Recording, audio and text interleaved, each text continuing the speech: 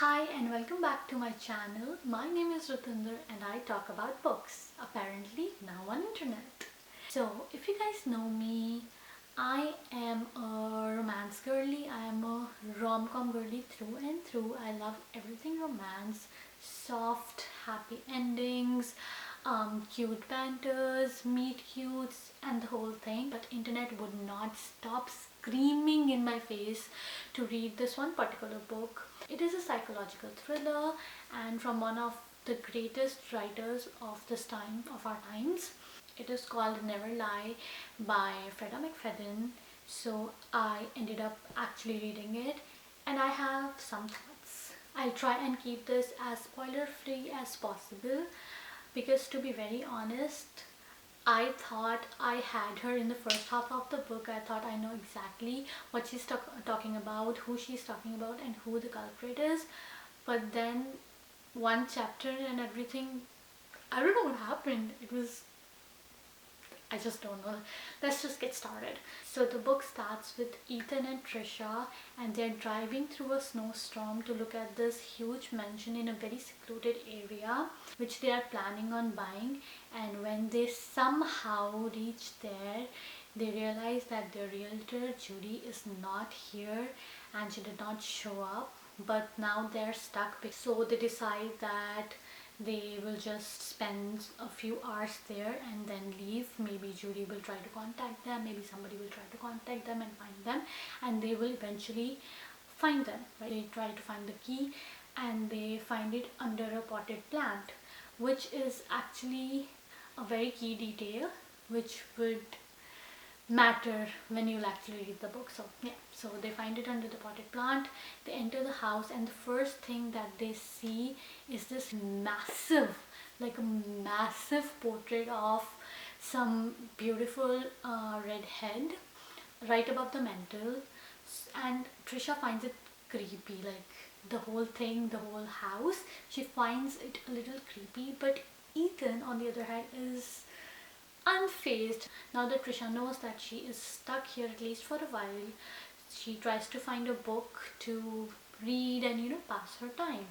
So she goes around the house. So she finds this bookshelf filled with copies of same book, and when she turns that copy around she sees picture of the same lady that she saw on the mantel, and she realizes this is Dr. Hale, who vanished into thin air a few years ago and nobody knows where she is, and she just disappeared.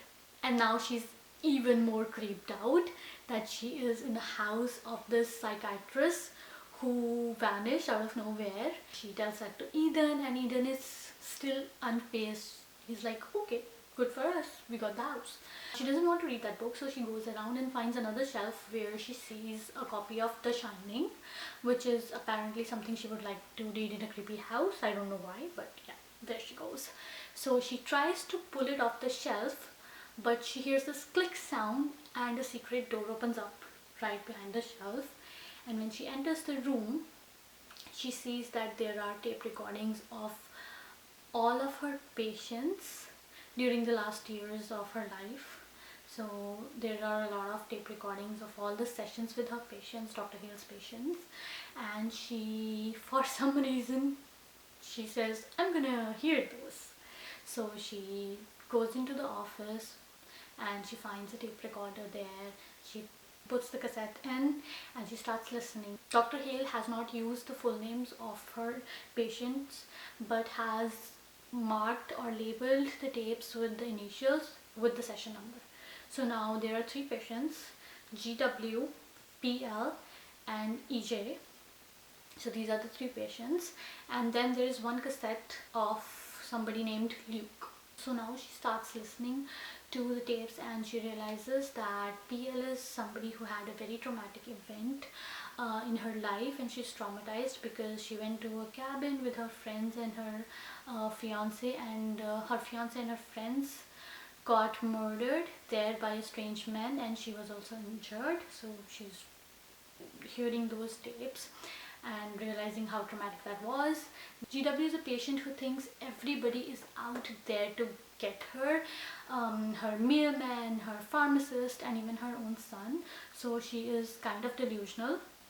and EJ has a narcissistic personality disorder, so all he talks about is himself, and he's very self-obsessed, does not care about anybody else. So these are the three main patients, and I'm not gonna reveal everything here because I want to keep it very spoiler free, but let me tell you, it is worth reading. And for the final part of this review, I would like to rate this book 3, and for the final review of this book, I would like to rate it 3.5 out of 5. I absolutely loved the twist. I absolutely loved the ending. I would really recommend reading it at least once just for that. But there were a lot of elements in this book that I did not really like it did not do anything for the story. I don't know why those parts were even there, and the pacing of this book was a little weird as well. It was very slow, and then it was really fast and a lot of things were happening, and then it was just, I don't know, it was so weird to me, but the twist was totally worth it, and I would really recommend you guys read it at least once. What this book made me do was pick up another book from Freida McFadden, which I will be reviewing in my next video, so stay tuned for that. Hit that subscribe button, and also go follow me on Instagram and TikTok. My handles are in the description down below. Thank you, bye bye.